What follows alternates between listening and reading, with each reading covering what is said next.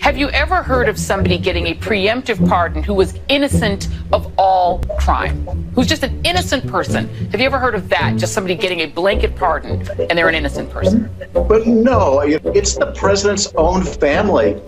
It's people that have been covering up for the president in addition to his own family. Is there an innocent explanation for someone to seek preemptive pardons for family members? Would you do that if you knew you were innocent and just worried about outside forces?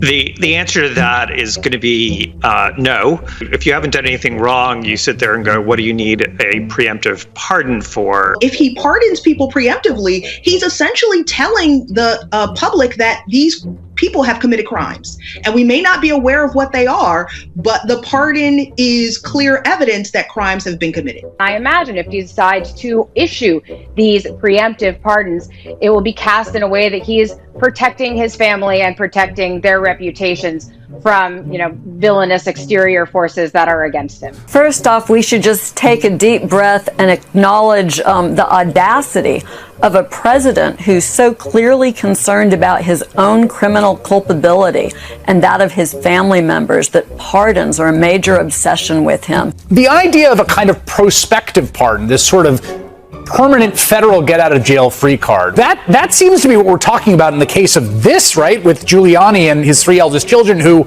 as far as we know, have not been convicted of a crime. Maybe they've committed a lot, and they don't want to face action.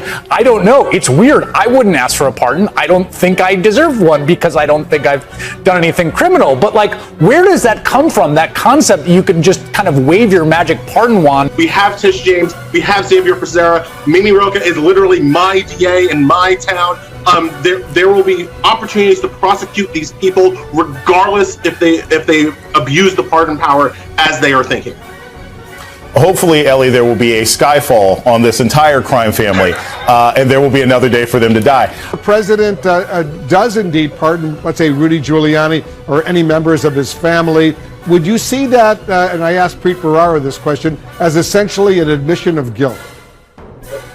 I certainly would view it that way. I think millions of Americans would view it that way. If there was no belief in criminality, why would he think a pardon was necessary? CNN has learned President Biden will pardon his son Hunter Biden.